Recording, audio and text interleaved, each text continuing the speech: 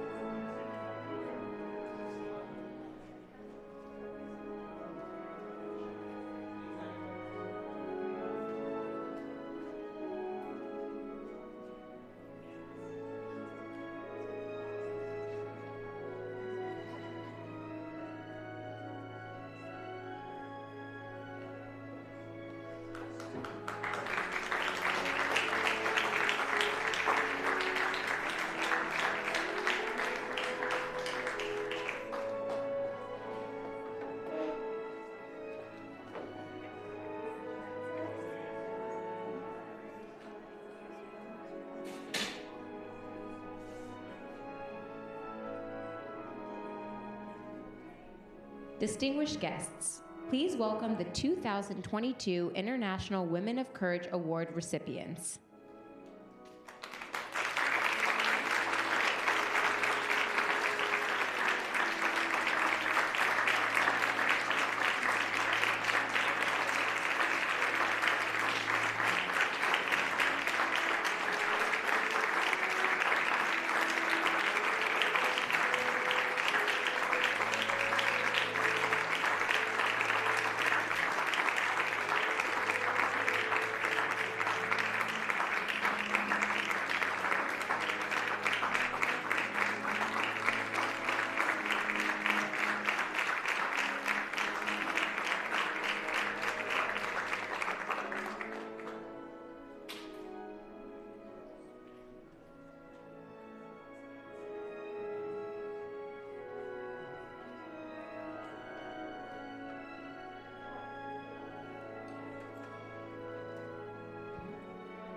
Distinguished guests, please be seated.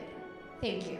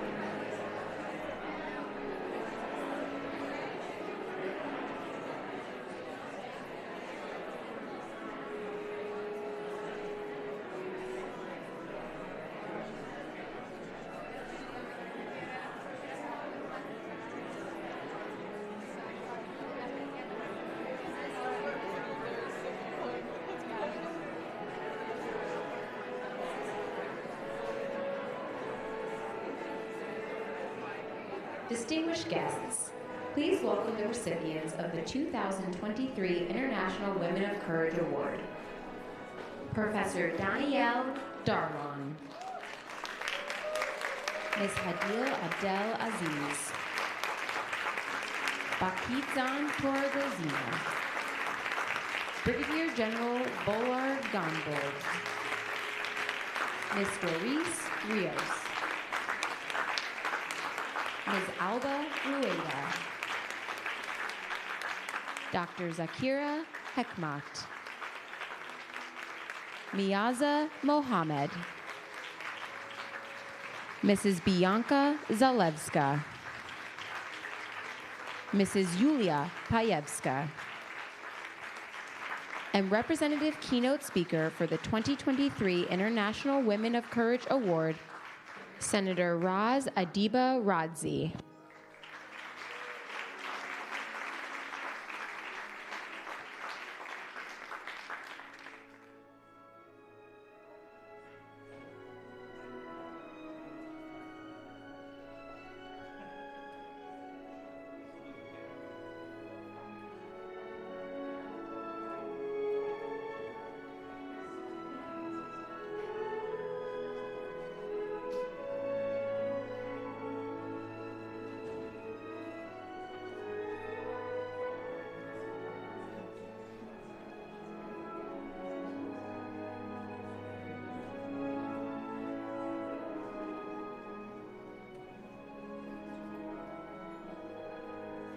Distinguished guests, please welcome today's presenters. U.S. Ambassador to the United Nations, Linda Thomas Greenfield. White House Press Secretary, Karine Jean-Pierre. Deputy Secretary of Defense, Kathleen Hicks. Undersecretary for Civilian Security, Democracy, and Human Rights at the U.S. Department of State, Uzra Zaya. And Acting Ambassador at Large for Global Women's Issues at the U.S. Department of State, Kat Fotovat.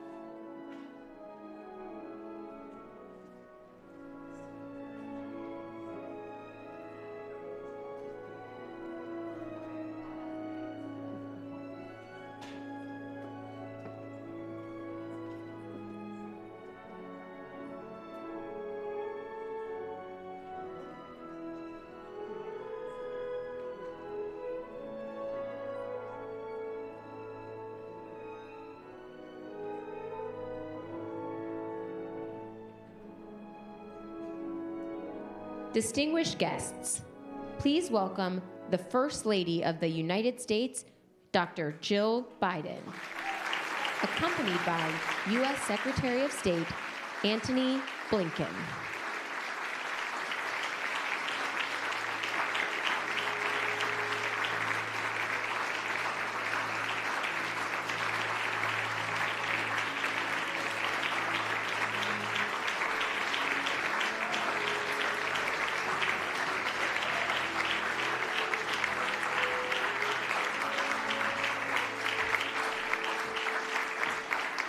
Good afternoon, everyone. Please take a seat. And it is a special honor for me to be able to say, welcome to the White House.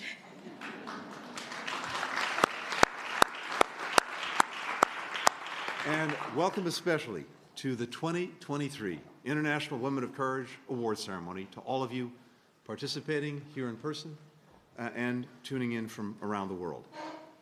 For 17 years now, U.S. Secretaries of State have recognized international women of courage who are leading the charge for progress around the world. This year, for the first time, we honor the awardees here at the White House. And that really is a reflection of just how highly President Biden, First Lady, and this administration prioritize gender equality and human rights. Dr. Biden, thank you for bringing us here today.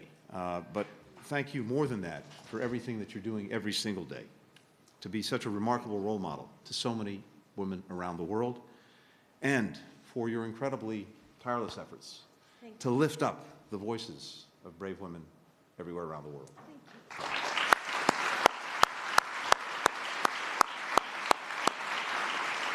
So we're joined today by ambassadors from across the globe who are essential partners in all of our efforts to make sure that women and girls can reach their full potential. We have senior leaders from across the United States government here. Ambassador Linda Thomas-Greenfield, our champion, our voice at the United Nations. Deputy Secretary of Defense Kath Hicks, Undersecretary of State Azra Zaya, our advocate for human rights. Jen Klein, Kat Fotovat, who are leaders of our global gender policy. And of course, White House Press Secretary Karine Jean-Pierre, also such a powerful voice for our country and for this administration around the world. And I also want to point out our team from the Bureau for Educational and Cultural Affairs. We're working with so many of you every single day in the work that you're doing. We're also joined by members of the State Department's locally employed staff. They're literally the lifeblood of our missions in every country in the world. To be here today, some of them have traveled from more than a dozen countries in Asia, Africa, Europe, South America, and the Middle East. It's wonderful to be with you today as well. Thank you.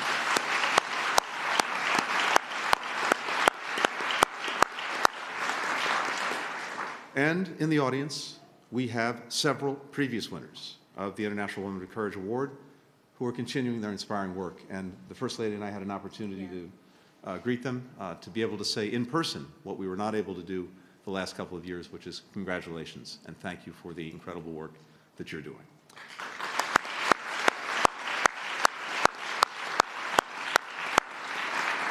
And of course, last but not least, our guests of honor, this year's International Women of Courage. Welcome to all of you.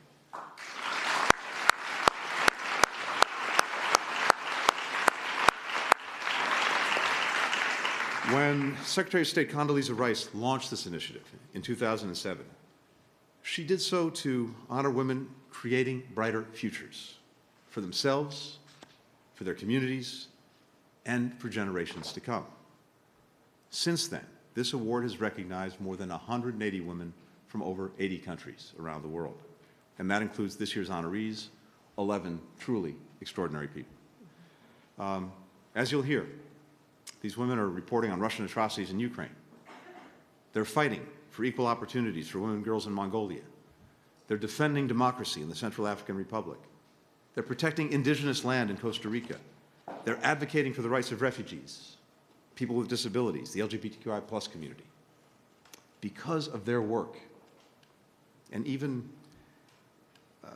as they do it every single day, they are faced with extraordinary challenges that, as you learn about them, read about them, are humbling. Their loved ones, in many cases, have endured harassment. They've endured violence. Some have been imprisoned. Others have been subject of misinformation and online attacks, day in, day out. And yet, each and every one has refused to be intimidated. In every region, there are other women doing this work who we can't name individually, in some cases because the attention would put them at even greater risk. So we found a new way to honor them. This year, we're launching a group award named after a pioneer and champion of equality, the great Secretary of State, Madeleine Albright. We have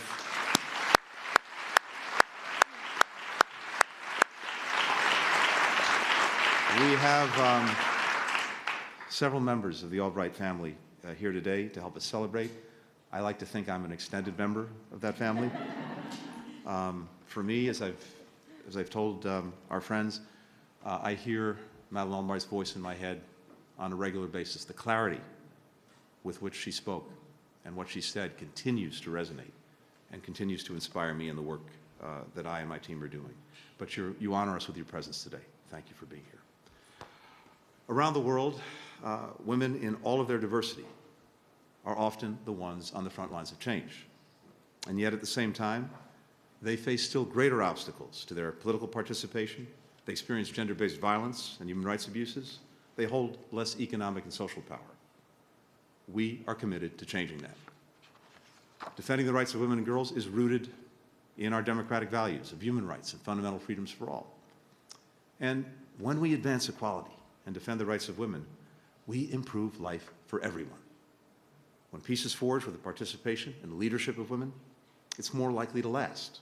We know this from experience. Closing the gender gap in the global workforce would add $28 trillion to the global economy.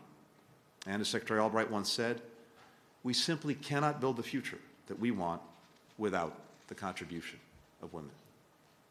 That's why President Biden has made gender equality and women's rights a priority of our foreign policy. As some of you know, we recently launched the first ever cross-government strategy on women's global economic security to try to help reduce the enduring wage gap, to improve access to well-paying jobs, to dismantle barriers to women's economic participation. In December, the United States also updated our strategy to prevent and respond to gender-based violence globally, including new efforts to expand access to programs for historically marginalized communities. We're also learning from and teaming up with governments, civil society, the private sector, and other countries to work toward gender equality together, including, of course, the women that we're honoring today. One of those women, Hadila Abdelaziz, noted that when it comes to advancing this struggle, success is not about one big act, not about one big act of heroism, but 100 small battles. To our honorees, the United States is proud to be by your side as you and others wage those 100 small battles, day in, day out, and we will be there and be there with you for the long haul. That includes, of course, the First Lady of the United States, Dr. Jill Biden. Thank you. The First Lady.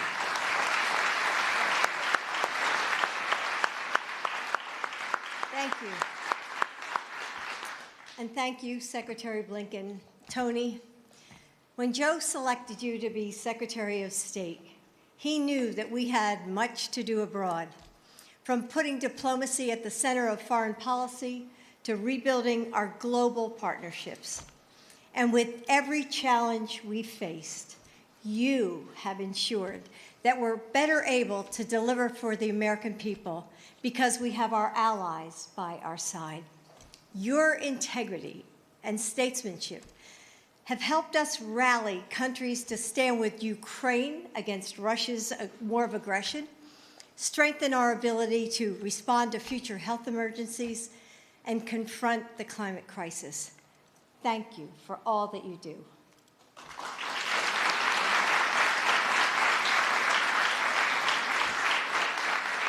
As the Secretary said, we are joined by leaders from around our country and across the globe.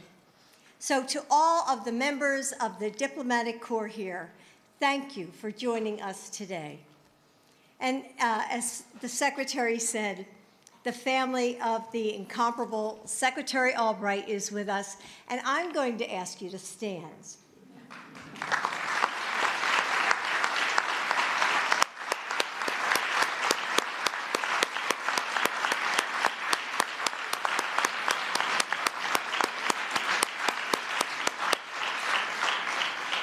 And they all came to help us carry on her legacy. And we have our Gender Policy Council, the first of its kind, and other leaders from across our administration.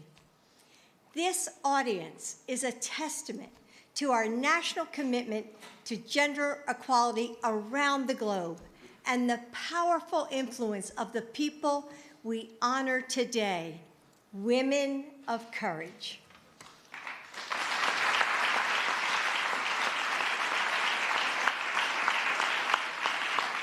Right here in the East Wing, we will tell their stories of fearlessness, resilience, and hope. We will hear from them in their own words. And there are people outside of this room who need to hear their stories too. The girls who will inherit this world. The future engineer who loves exploring, who sees magic in mechanics and technologies that connect us to each other, but is told, there's no place for you in the classroom. The future president or prime minister who is told that her voice is too loud or too bossy or too feminine, whatever that means. The child who lives in fear. The star who is told to hide her light, the girl who feels the smallness of the world closing in, afraid that her dreams are just too big to carry alone. Again and again and again, they wake up to find a world made for someone else and watch their brothers and their fathers and their uncles and their neighbors rise and grow while they are told to shrink, told that they're not good enough, not strong enough, not worthy of the lives that they dream about.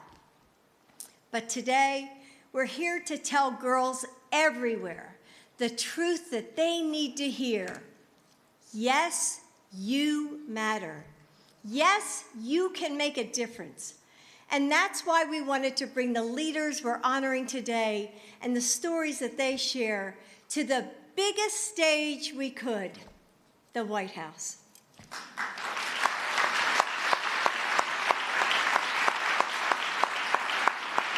And Tony, thank you for helping us do that. Girls everywhere need to know that there are women fighting for them and winning, opening doors, transforming schools and communities and governments, building a better world for all of us. And we're also here to say to their brothers and their fathers and their husbands and their friends, as much as we need women who are willing to speak up, we need more men who are willing to listen and act.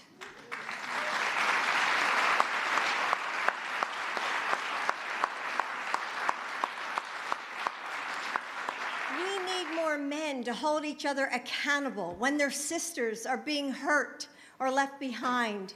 We need more men who nurture families, who feed and teach and mentor, who build safer communities. We need more men who know that caring, collaboration, and kindness are signs of strength, not weakness. Men, we need you to support the women who are fighting for their rights and to lift up those who have been silenced.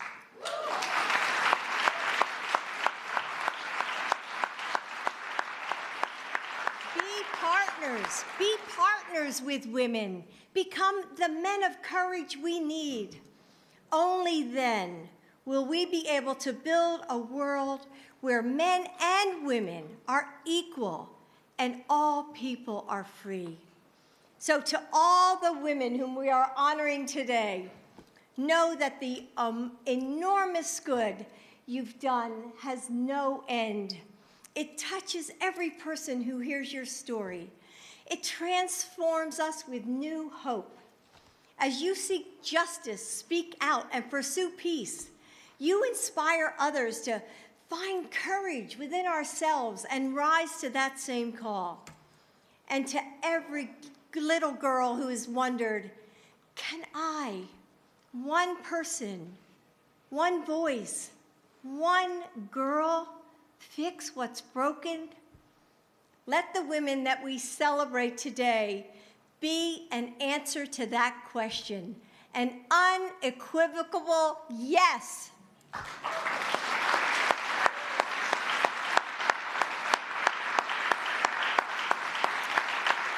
When you learn and explore, when you raise your voice, when you move through the world with your shoulders back and your head held high, step by step, you shift the ground beneath you.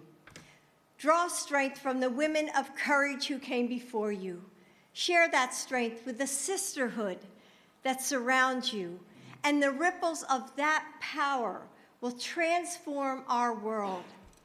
And as you take those steps, as you grow into the women you will be, remember, you are never alone. Thank you.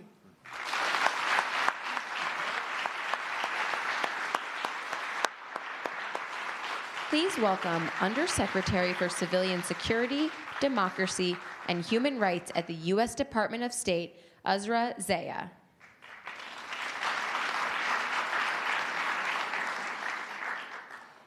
It takes courage to seek justice when the powerful stand against you. Laws can protect the innocent or persecute the oppressed. And when the rule of law becomes a tool of tyranny, or when the structures in place simply fail to live up to the promise of equality, fairness, and humanity, we appeal to a higher ideal: justice. The women we honor today have worked tirelessly to ensure that their nation's legal systems protect all people, no matter their gender, beliefs, or background. And when those systems cannot or will not protect every citizen, they have fought to transform them. They've broken barriers, risen to new heights, and inspired other young women to follow their lead. Because without women's rights, perspectives, and participation, there can be no justice. But when we all have the opportunity to shape our laws, we create systems that truly serve us all.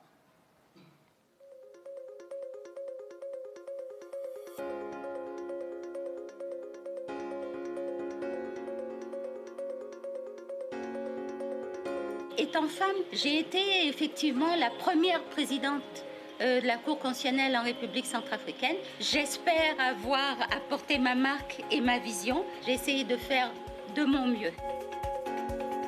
We started by one part-time lawyer, one legal aid, and we grew into a nationwide network of legal clinics to ensure that everyone has the right to be protected by the law. Наш общественный фонд работает более 20 лет в Казахстане, и мы занимаемся продвижением прав и свобод человека в области политических прав и свобод.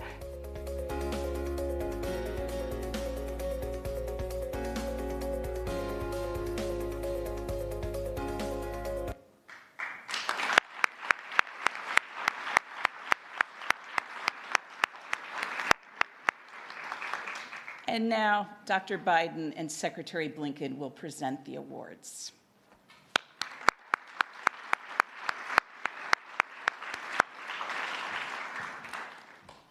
As the first woman to lead the Central African Republic's Constitutional Court, Danielle Darlan became known as the Woman of Iron for her refusal to be intimidated. She's spent her career working to ensure the law delivers justice to all, no matter their background. And in the face of enormous pressure to allow the president to rewrite the Constitution to give himself an illegal third term, she refused, sacrificing her career to safeguard the rule of law.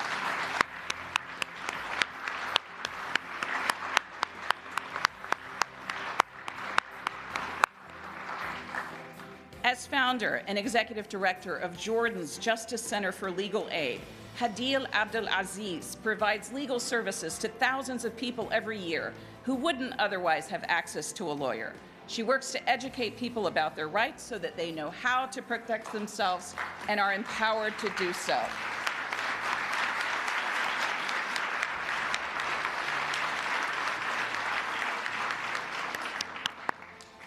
During political unrest in Kazakhstan, which resulted in deaths and credible reports of torture, longtime civil rights advocate Bahitxan Torregozina used phone calls to expose human rights violations during an internet blackout. She then founded a coalition to document violations and provide legal and mental health support to victims of torture and abuse.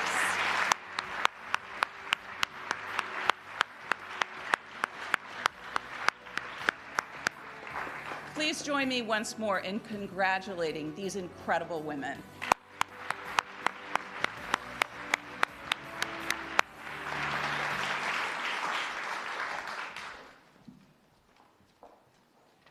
Please welcome Deputy Secretary of Defense, Kathleen Hicks.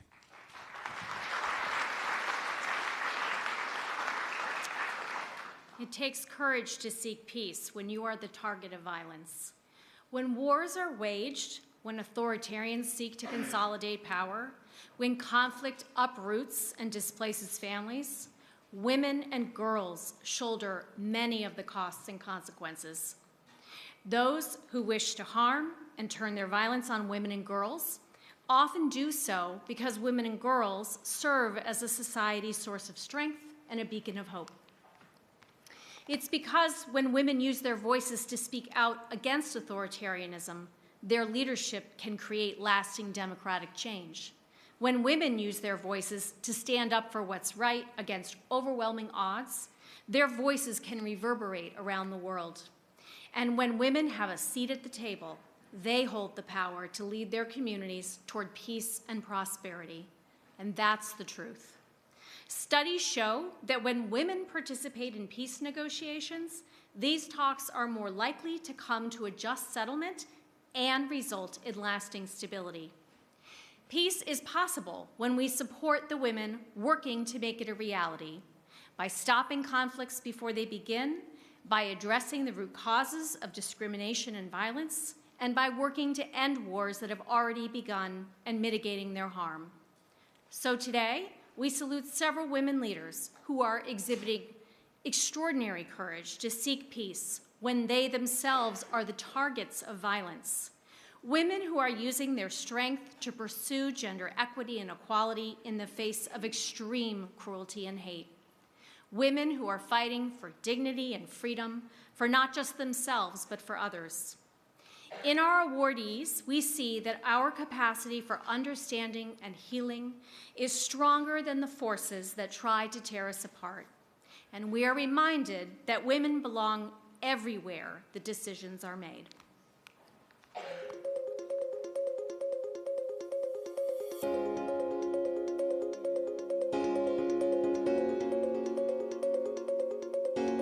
The love, the respect that my students gave me was my courage to stand for the voiceless women and children.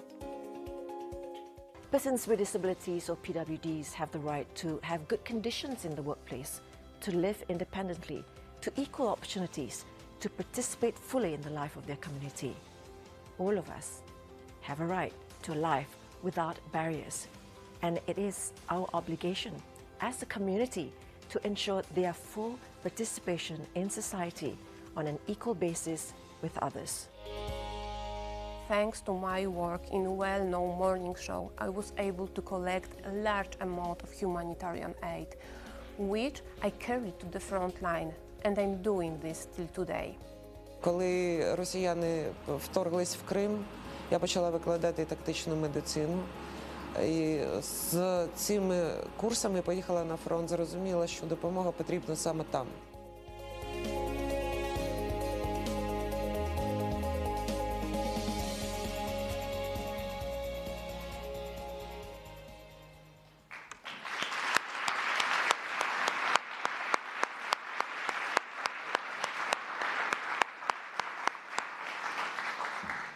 On behalf of Dr. Biden and Secretary Blinken, I'm honored to present awards to the following women.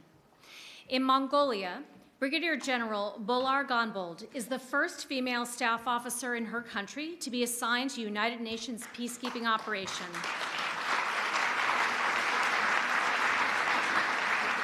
And the first female general to serve in the Mongolian Armed Forces. Brigadier Gonbold has served in peacekeeping missions around the world, and she's advocated for gender equality in peacekeeping forces and her country's military so that women and girls can be properly protected during and after conflicts.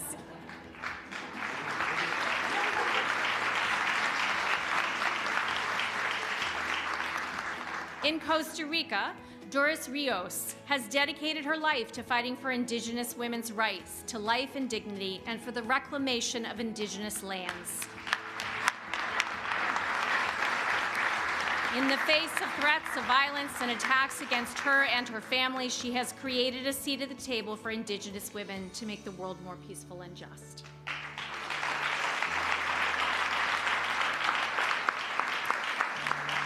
In Argentina, Alba Ruada is a transgender woman who was kicked out of classrooms, barred for sitting for exams, refused job opportunities, subjected to violence, and rejected by her family.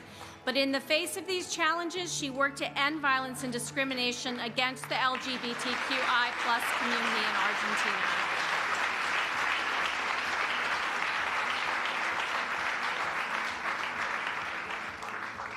After women were barred from schools in Afghanistan, Zakira Hakmet secretly finished high school and won a scholarship to study in Turkey, eventually becoming a doctor. After seeing the difficulty refugees face, she founded the Afghan Refugee Solidarity Association to advocate for the rights of all refugees and women.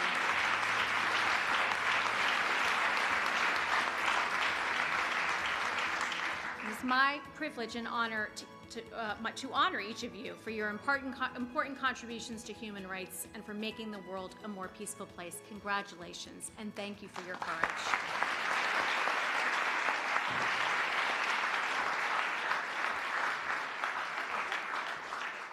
Please welcome White House Press Secretary Karine Jean-Pierre.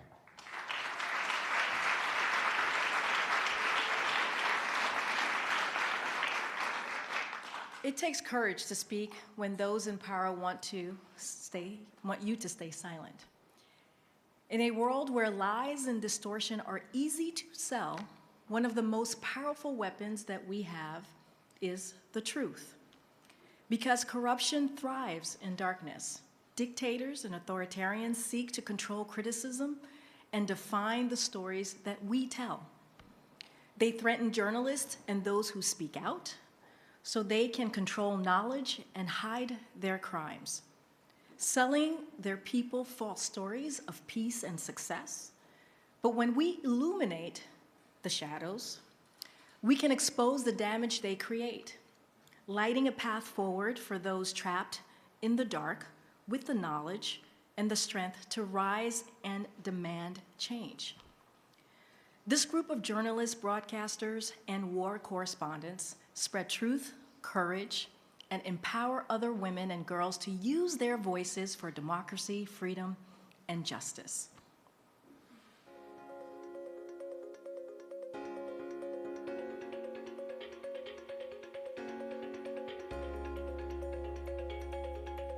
Depends on the country how much women are participating in the armed forces or in the military. But in the generally around the world, there are around 15 to 20% of the women in the armed forces. Being a woman in the military is a kind of proudly job, and the same as a man. Yo creo que los logros más importantes, primero, creo que es la recuperación de nuestras tierras. Y a raíz de la recuperación de esas tierras, que hoy hablemos de seguridad alimentaria, de economía, de salud y acceso a nuestros recursos naturales. Estoy en la representación especial sobre orientación sexual e identidad de género en la Cancillería Argentina y este cargo es un compromiso para una política exterior transfeminista que ha crecido a la luz de políticas públicas a través de una agenda de activismos dentro del Estado que permite también desarrollar políticas públicas a partir de leyes de vanguardia que hay en Argentina. I believe that everyone in society has a role to play in promoting equality and justice, and I know that my journey has just begun.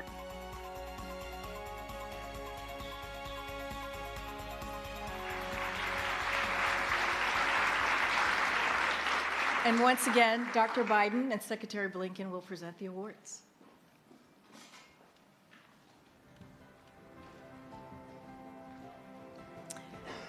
Through her independent YouTube news channel, Roha TV, veteran Ethiopian journalist Mihaza Mohammed shares stories of those who are often silenced. Despite 3 arrests in under 1 year, she continued to raise her voice advocating for survivors of gender-based violence and urging accountability for crimes committed against them.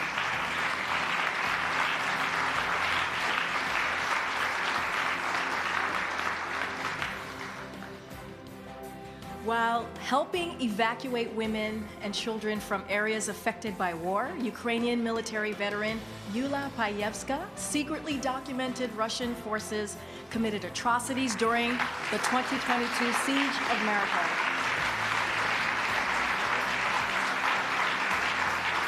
She smuggled a memory card to the Associated Press and a tampon and was forced to destroy another with her teeth before being captured by Russian forces and tortured for information. Since her release, she has continued to raise her voice for her people, pushing for peace and independence for Ukraine.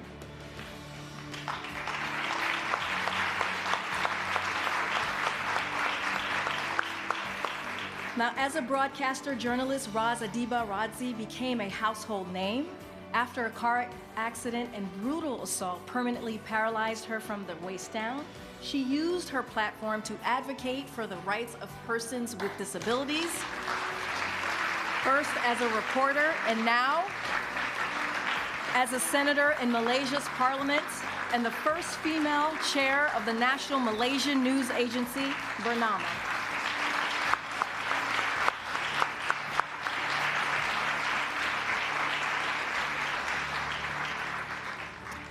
While Polish journalist Bianca Zaleska was combating Russian misinformation in 2014, her car was shot, causing an accident that broke her spine. Since the Russian invasion of Ukraine last year, and in the face of intimidation and death threats, she continues her work documenting war crimes, lifting up stories of refugees, and training other journalists to effectively counter misinformation.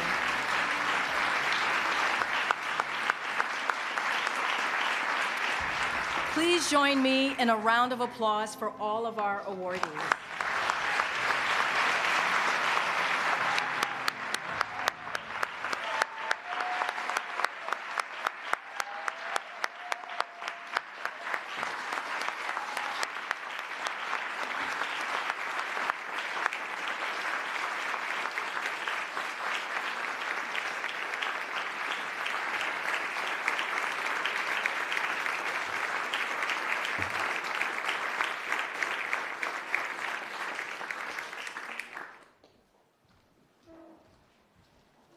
Please welcome U.S. Ambassador to the United Nations, Linda Thomas Greenfield.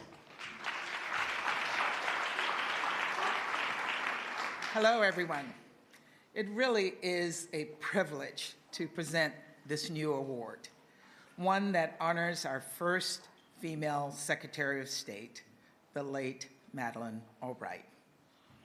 Secretary Albright showed so many women, including myself, how to lead with moral clarity and with courage.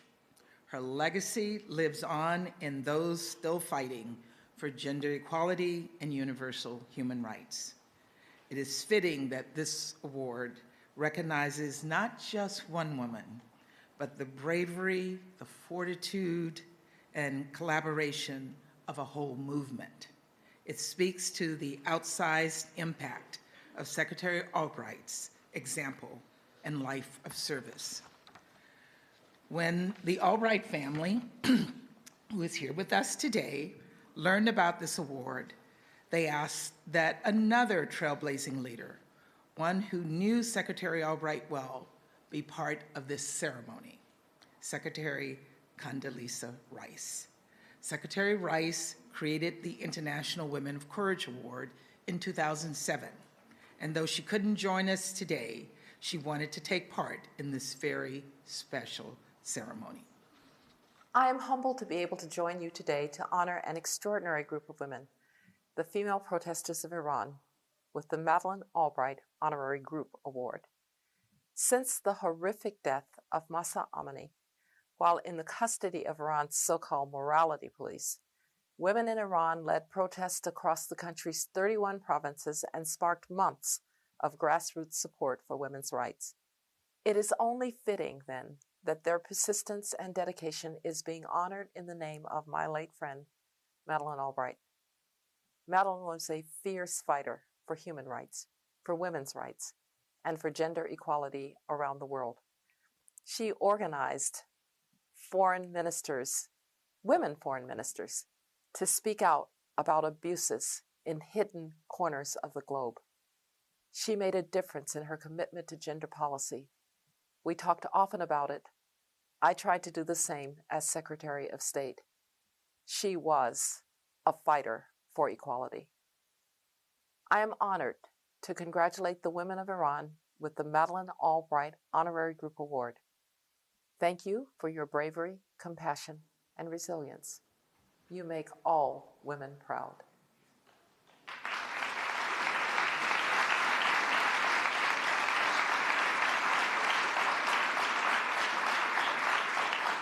And I wish they could be here to hear your applause.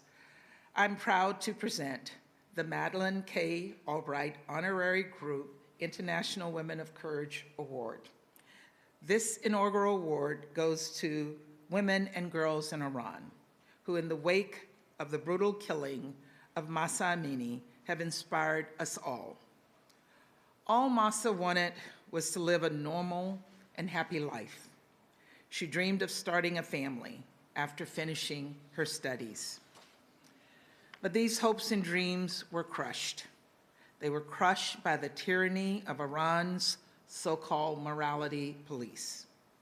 The Iranian government probably thought this would just be another footnote in the long record of violence and discrimination against women. But this time it was different. The Iranian people, led by women, took to the streets in peaceful protest. They followed in the footsteps of brave women before them who sacrificed so much in the name of freedom. Through neighborhoods and classrooms, out of apartment buildings and car windows, the protesters chanted throughout Iran and around the world, creating a global chorus demanding gender equality and human rights. But for all the hope this movement represents, we must never forget how the Iranian regime has responded. They have tortured peaceful protesters. They have arrested tens of thousands of people. They have badly injured and killed Iranians in bloody crackdowns. The international community must continue to condemn the regime's repression and violence, and we must back up our words with action. That's why the United States led a successful effort to remove Iran from the UN Commission on the Status of Women. And it's why we are working to hold those complicit in these abuses accountable. To all the women and girls across Iran, know this: we will continue to stand with you in your fight for women, for life, and for freedom. So everyone, please join me in recognizing the courageous women and girls in Iran.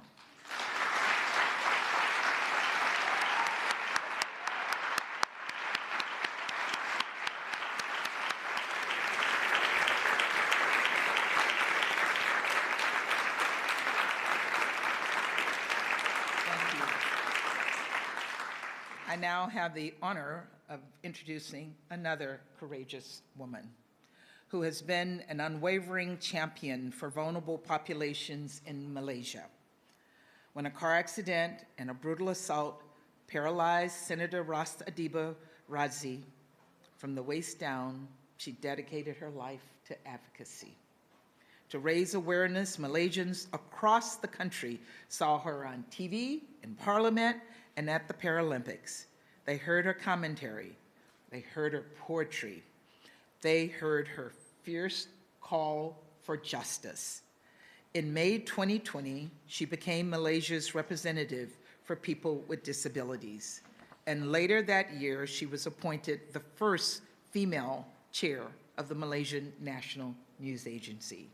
Senator Ras Adiba Razi embodies what it means to live a life in service to others. Please join me in welcoming her to the podium.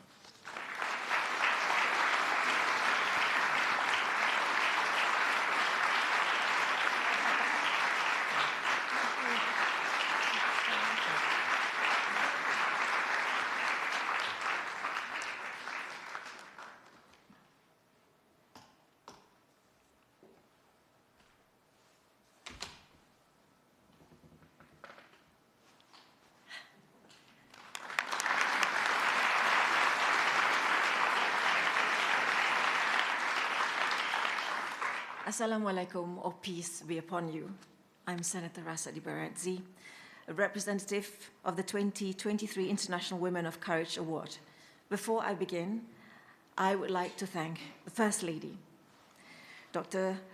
Jill Biden, the Secretary of State, Anthony J. Blinken, and the US Department of State for giving me the opportunity to speak today.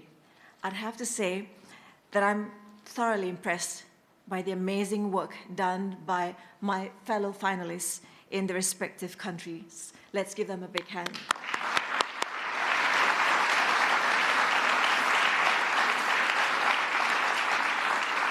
Among others, I am joined by women who are fighting against gender-based violence, for the rights of Indigenous persons, and for the rule of law. Honorable guests, I was born able-bodied and became permanently paralyzed from the waist down after several incidents. I became a spinal cord injured person following a car accident in 1995, a brutal assault a year later, and finally in 2002 when I fell after climbing a ladder. Since then, I have committed my life to fighting for the rights of persons with disabilities in my country, Malaysia.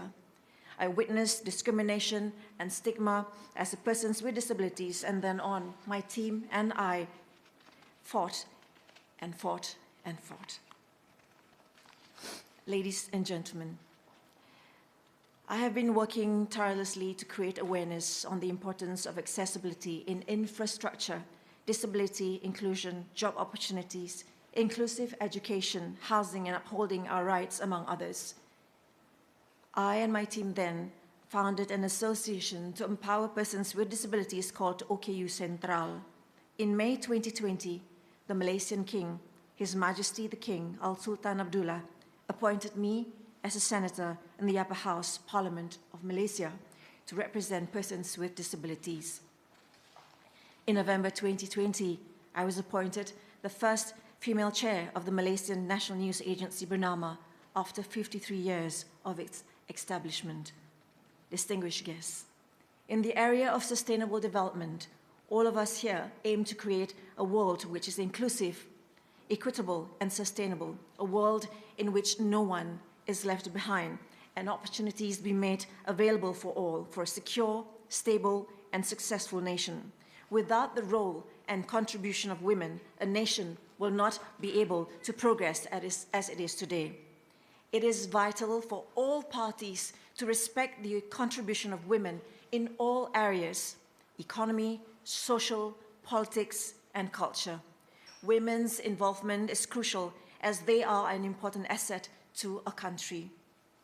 So let's again give a big round of applause, and actually I feel like hugging them all, especially to women here and to women all across the world who have excelled in their roles and contributed towards a prosperous nation worldwide.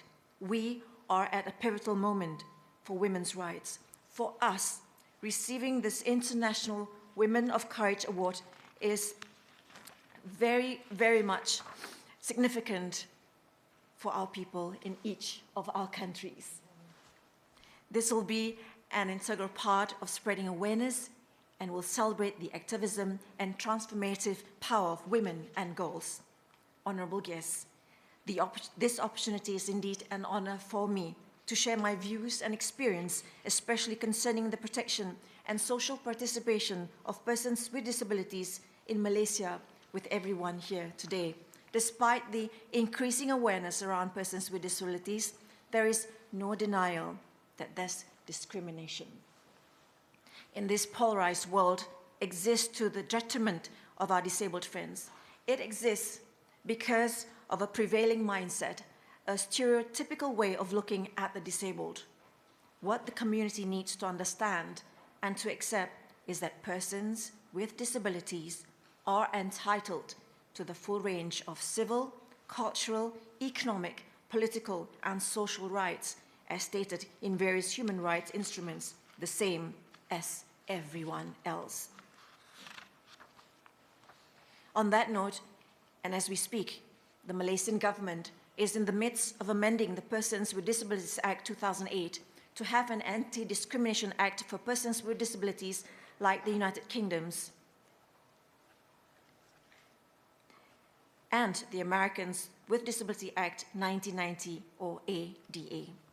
Esteemed guests, raising awareness of basic human rights and the right to be free of discrimination among women, children, and persons with disabilities is the fundamental aspect in which we must continue to work on. Without such awareness, it is extremely difficult to bring about justice and change.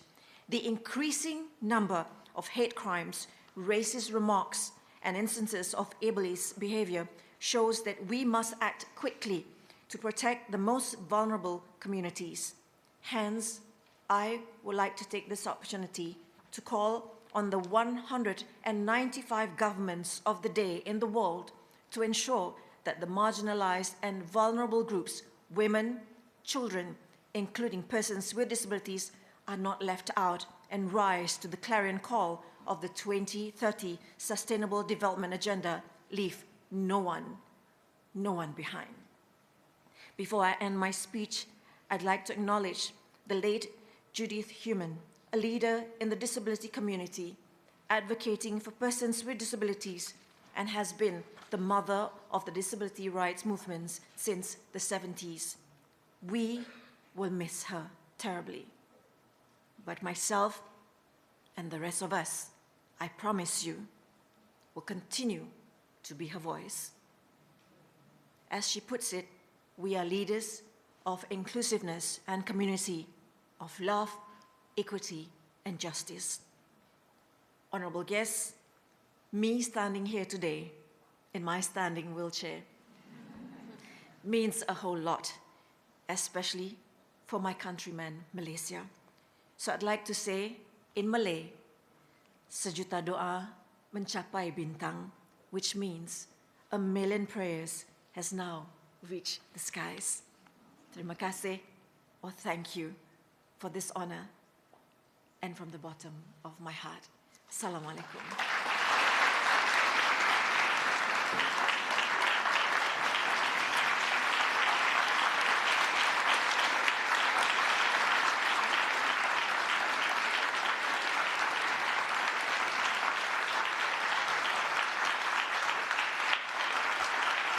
Please welcome Acting Ambassador at Large for Global Women's Issues at the U.S. Department of State, Kat Fotovat.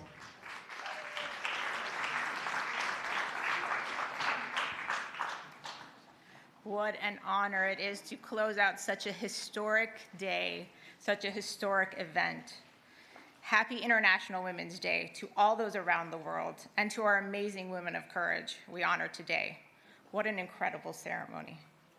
I must say I am rendered nearly speechless by the Senator's remarks. Your resilience, determination, and grit in the face of extreme adversity, and your resolve to continue to fight for women's rights as human rights to achieve a better future for us is both humbling and energizing. I couldn't also help but think of my dear friend and personal hero, Judy Heumann, whose funeral I attended just this morning. Judy was a leader of the international disability rights movement who said, "I simply refused to accept what I was told about who I could be, and I was willing to make a fuss about it." Through your work, Senator, and the work of all of our awardees, Judy's legacy of defending the rights and communities facing discrimination will live on. You and all of our International Women of Courage awardees are truly inspirational for your courage and, as Judy noted, to make a fuss about it. I'm so honored to be here at the White House today to join First Lady Dr. Jill Biden, Secretary Blinken, and the other distinguished speakers who joined us to pay tribute to the recipients of the Secretary of State 2023 International Women of Courage Awards. The IWOC Award is truly a centerpiece and guiding force behind my office's work to lead the Department of State's efforts to promote the rights and empowerment of women and girls worldwide, and it is a cornerstone of U.S. foreign policy and assistance. Today, our awardees join a truly incredible group of more than 180 women from more than 80 countries who have received the International Women of Courage Award since 2007. In recognition of the exceptional courage, strength, and leadership all of you have shown advocating for peace, justice, human rights, and gender equity and equality, often at great personal risk and sacrifice.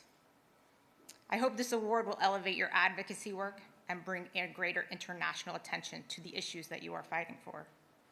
Every day, as my colleagues and I carry out our mission, working with our partners to prevent and respond to gender-based violence, advance women's economic security, and promote the Women, Peace, and Security agenda across the globe, we draw inspiration from fearless women's rights champions like the courageous women we are gathered here to honor today, and also from their advocates, defenders, their family members, government allies, civil society leaders, and journalists who are also in this room today, championing gender equity and equality, not just in words, but in action.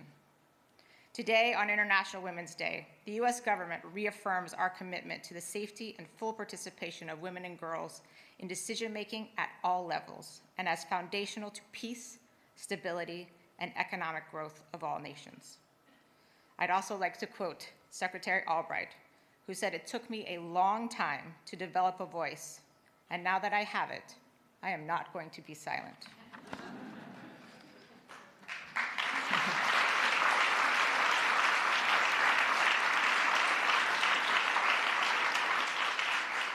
To our 2023 Courage Awards, thank you again for using your voices and being the voice for those who can't use theirs.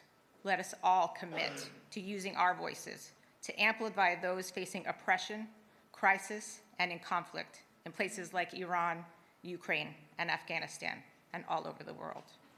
Congratulations to our awardees, and thank you for all you have done to give women and girls everywhere a fighting chance. We stand with you and for you, and thank you everyone here today joining us to celebrate these truly amazing and courageous women. Happy International Women's Day. Thank you all.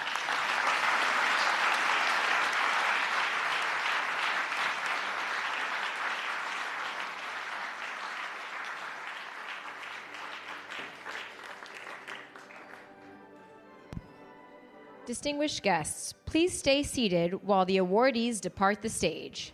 Thank you.